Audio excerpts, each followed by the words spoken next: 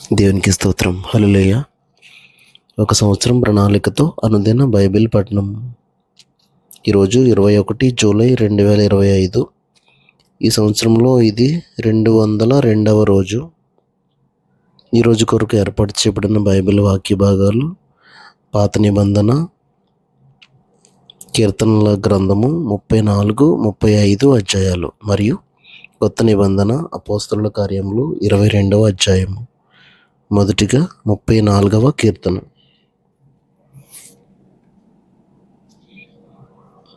నేను ఎల్లప్పుడూ యెహోవాను సన్నుతించెదను, నిత్యము ఆయన కీర్తి నా నోట నుండును. యెహోవాను బట్టి నేను అతిశయించుచున్నాను, దీనులు దానిని విని సంతోషించెదరు. నాతో కూడి యెహోవాను గనపరచుడి, మనం ఏకముగా కూడి ఆయన నామమును గొప్ప చేయుదాం. నేను యెహోవా యొద్ద విచారణ చేయగా ఆయన నాకు ఉత్తరం ఇచ్చాను. నాకు కలిగిన భయములన్నిటిలో నుండి ఆయన నన్ను తప్పించాను. వారు ఆయన తట్టు చూడగా వారికి వెలుగు కలిగెను, వారి ముఖములు ఎన్నడను లజ్జింపకపోవును.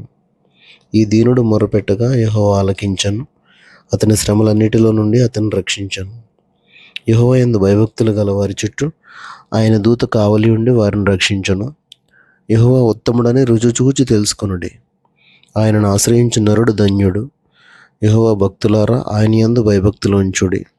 ఆయన యందు భయభక్తులు ఉంచువానికి ఏమీ కొదువ లేదు. సింహపు పిల్లలు లేమి గలవై ఆకలిగొనను, యెహోవాను ఆశ్రయించు వారికి ఏ మేలు కొదువై ఉండదు. పిల్లలారా, మీరు వచ్చి నా మాట వినుడి, యెహోవా యందు భయభక్తులు మీకు నేర్పెదను. బ్రతుక గోరువాడెవడైనా ఉన్నాడా? మేలు నొందుచు అనేక దినములు బ్రతుక గోరువాడెవడైనా ఉన్నాడా? చెడ్డ మాటలు పలకకుండా నీ నాలుకను, కపటమైన మాటలు పలకకుండా నీ పెదవులను కాచుకొనుము. కీడు చేయటం మాని మేలు చేయము, సమాధానము వెతికి దాన్ని వెంటాడము. యెహోవా దృష్టి నీతిమంతుల మీద ఉన్నది, ఆయన చెవులు వారి మొరలకు ఒగ్గి ఉన్నవి. దుష్క్రియలు చేయు వారి జ్ఞాపకమును భూమి మీద నుండి కొట్టివేయుటకై యెహోవా సన్నిధి వారికి విరోధముగా ఉన్నది. నీతిమంతులు మొరపెట్టగా యెహోవా ఆలకించును, వారి శ్రమలన్నిటిలో నుండి వారిని విడిపించును. విరిగిన హృదయం గలవారికి యెహోవా ఆసన్నుడు, నలిగిన మనస్సు గలవారిని ఆయన రక్షించును. నీతిమంతునికి కలుగు ఆపదలు అనేకములు, వాటన్నిటిలో నుండి యెహోవా వారిని విడిపించును. ఆయన వారి ఎముకలన్నిటినీ కాపాడును, వాటిలో ఒక్కటేనూ విరిగిపోదు. చెడుతనము భక్తిహీనులను సంహరించును, నీతిమంతుని ద్వేషించువారు అపరాధులుగా ఎంచబడుదురు. యెహోవా తన సేవకుల ప్రాణమును విమోచించును, ఆయన శరణు జొచ్చిన వారిలో ఎవరునూ అపరాధులుగా ఎంచబడరు. 35వ కీర్తన. యెహోవా, నాతో వ్యాజ్యమాడు వారితో వ్యాజ్యమాడుము, నాతో పోరాడు వారితో పోరాడుము. కీడమును డాలును పట్టుకుని నా సహాయమునకై లేచి నిలువము. ఈటె దూసి నన్ను తరుము వారిని అడ్డగింపము. నేనే నీ రక్షణని నాతో సెలవిమ్ము. నా ప్రాణం తీయగోరు వారికి సిగ్గును అవమానమును కలుగునుగాక. నాకు కీడు చేయని ఆలోచించువారు వెనుకకు మళ్లింపబడి లజ్జపడుదురుగాక. యెహోవా దూత వారిని పారదోలునుగాక, వారు గాలికి కొట్టుకుని పోవు పొట్టువలె నొందురుగాక. యెహోవా దూత వారిని తరుమునుగాక, వారి త్రోవ చీకటి అయి జారుడుగా నుండునుగాక. నన్ను పట్టుకున్న వాళ్ళని వారు నిర్నిమిత్తముగా గుంటలో తమ వలనొడ్డిరి. నా ప్రాణం తీయవలనని నిర్నిమిత్తముగా గుంట త్రవ్విరి. వానికి తెలియకుండా చేటు వాని మీదకి వచ్చునుగాక, తాను ఒడ్డిన వలలో తానే చిక్కుబడునుగాక, వాడు ఆ చేటులోనే పడునుగాక. అప్పుడు యెహోవా యందు నేను హర్షించుదును, ఆయన రక్షణను బట్టి నేను సంతోషించుదును. అప్పుడు యెహోవా, నీ వంటి వాడెవడు? మించిన బలము గల వారి చేతి నుండి దీనులను, దోచుకుని వారి చేతి నుండి దీనులను, దరిద్రులను విడిపించువాడవు నీవే అని నా ఎముకలన్నీ చెప్పుకొనను. కూట సాక్షులు లేచుచున్నారు, నేను ఎరుగని సంగతులను గూర్చి నన్ను అడుగుచున్నారు. మేలునకు ప్రతిగా నాకు కీడు చేయుచున్నారు. నేను దిక్కులేని వాడనైతిని. వారు వ్యాధితోనున్నప్పుడు గోనెపట్ట కట్టుకొంటిని, ఉపవాసం చేత నా ప్రాణమును ఆయాసపరచుకొంటిని. అయినను నా ప్రార్థన నా ఎదలోనికే తిరిగి వచ్చి ఉన్నది. అతడు నాకు చిలికాడైనట్టును సహోదరుడైనట్టును నేను నడుచుకొంటిని. తన తల్లి మృతి నొందినందున దుఃఖవస్త్రములు ధరించు వారి వలె కృంగుచుంటిని. నేను కూలి ఉండుట చూచి వారు సంతోషించి గుంపు కూడిరి.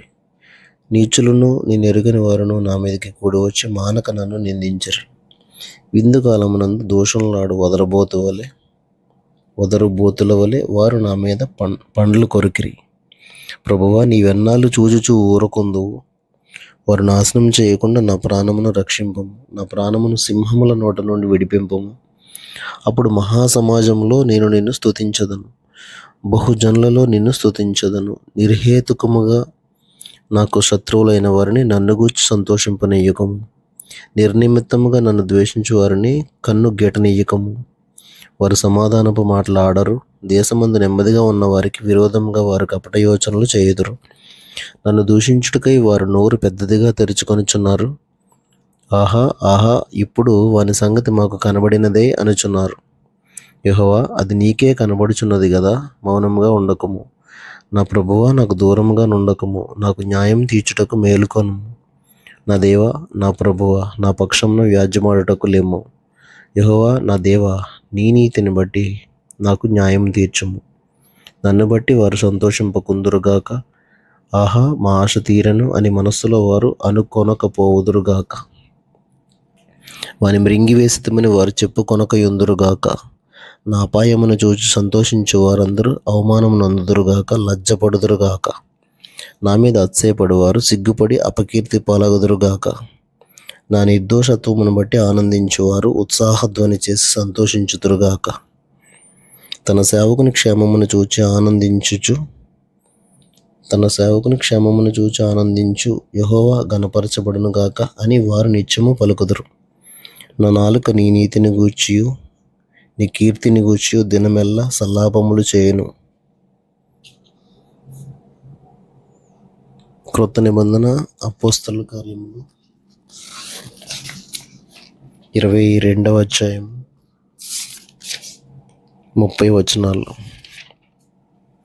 సహోదరులారా, తండ్రులారా, నేనిప్పుడు మీ ఎదుట చెప్పు సమాధానమును ఆలకించుడి. అతడు హెబ్రీ భాషలో మాట్లాడుట వారు విని ఎక్కువ నిశ్శబ్దముగా ఉండిరి. అప్పుడు అతడు ఇలాగూ చెప్పసాగాను.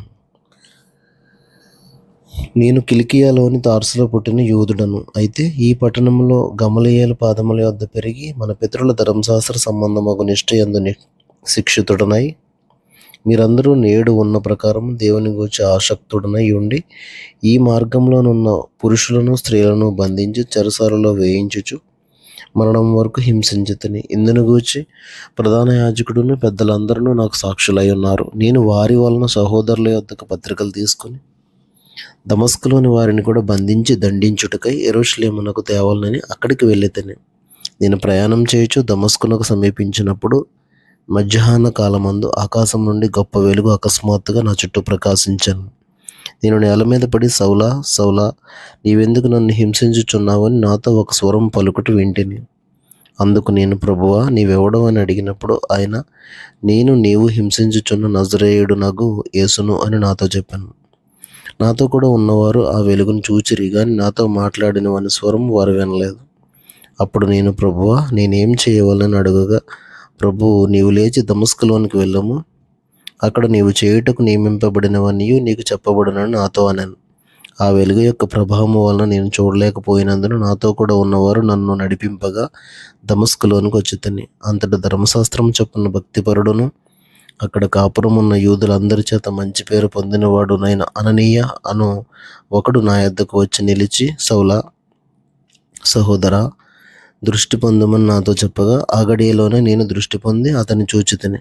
అప్పుడు అతడు, మన పితరుల దేవుడు తన చిత్తమును తెలుసుకొనుటకును ఆ నీతిమంతుని చూచుటకును ఆయన నోటి మాట వినుటకును నిన్ను నియమించి ఉన్నాడు. నీవు కన్న వాటిని గూర్చియు విన్న వాటిని గూర్చియు సకల మనుషుల ఎదుట ఆయనకు సాక్షివయ్యుందువు. గనుక నీవు తడవు చేయుట ఎందుకు? లేచి ఆయన నామమును బట్టి ప్రార్థన చేసి బాప్తిస్మము పొంది నీ పాపములను కడిగి వేసుకొనమని చెప్పాను. అంతటా నేను యెరూషలేమునకు తిరిగి వచ్చి దేవాలయంలో ప్రార్థన చేయుచుండగా పరవశుడనై ప్రభువును చూచితిని. అప్పుడు ఆయన, నీవు త్వరపడి యెరూషలేము విడిచి శీఘ్రముగా వెళ్ళము. నన్ను గూర్చి నీవిచ్చు సాక్ష్యము వారు అంగీకరింపరని నాతో చెప్పాను. అందుకు నేను, ప్రభువా, ప్రతి సమాజ మందిరంలోనూ నీ యందు విశ్వాసం ఉంచువారిని నేను చెరసాల్లో వేయుచు కొట్టుచూ నుంటునని వారికి బాగుగా తెలియను. మరియు నీ సాక్షి అయిన స్తెఫను రక్తము చిందింపబడినప్పుడు నేను కూడా దగ్గర నిలిచి అందుకు సమ్మతించి అతన్ని చంపిన వారి వస్త్రములకు కావలి ఉంటుందని చెప్పితిని. అందుకు ఆయన, వెళ్ళుము, నేను దూరంగా అన్యజనుల యొద్దకు నిన్ను పంపుదునని నాతో చెప్పాను. ఈ మాట వరకు అతడు చెప్పినది వారు ఆలకించుచుండిరి. అప్పుడు, ఇటువంటి వాడు బ్రతుకు తగడు, భూమి మీద ఉండకుండా వారిని చంపివేయడని కేకలు వేసిరి. వారు కేకలు వేయుచు తమపై బట్టలు విదిల్చుకుని ఆకాశం తట్టు దుమ్మెత్తిపోయిచుండగా, వారు అతనికి విరోధంగా ఇలాగూ కేకలు వేసిన హేతువేమో తెలుసుకొనుటకై సహస్రాధిపతి కొరడాలతో అతన్ని కొట్టి విమర్శింపవలనని చెప్పి కోటలోనికి తీసుకుని పోండని ఆజ్ఞాపించాను. వారు పౌలును వారులతో కట్టుచున్నప్పుడు అతడు తన దగ్గర నిలిచిన శతాధిపతిని చూచి, శిక్ష విధింపకయే రోమీయుడైన మనుషుని కొరడాలతో కొట్టుటకు మీకు అధికారం ఉన్నదా అని అడిగాను. శతాధిపతి ఆ మాట విని సహస్రాధిపతి యొద్దకు వచ్చి, నీవేం చేయబోచున్నావు? ఈ మనుషుడు రోమీయుడు సుమి అనెను. అప్పుడు సహస్రాధిపతి వచ్చి అతనిని చూచి, నీవు రోమీయుడవా? అది నాతో చెప్పుమనగా అతడు అవునని చెప్పాను. సహస్రాధిపతి, నేను బహు ద్రవ్యం ఇచ్చి ఈ పౌరత్వం సంపాదించుకుంటున్నా అనెను. అందుకు పౌలు, నేనైతే పుట్టుకతోనే రోమేయుడను అనెను. కాబట్టి అతన్ని విమర్శింపబోయిన వారు వెంటనే అతనిని విడిచిపెట్టిరి. మరియు అతడు రోమేయుడని తెలుసుకున్నప్పుడు అతన్ని బంధించినందుకు సహస్రాధిపతి కూడా భయపడాను. మరునాడు యూదులు అతని మీద మోపిన నేరమేమో తాను నిశ్చయంగా తెలుసుకొనగోరి సహస్రాధిపతి అతని వదిలించి ప్రధాన యాజకులను మహాసభ వారందరూ కూడి రావాలని ఆజ్ఞాపించి పౌలును తీసుకుని వచ్చి వారి ఎదుట నిలువబెట్టాను. దేవుడు తన పరిశుద్ధ వాక్యమును మన వెనుకడిలో దీవించునుగాక. ఆమేన్.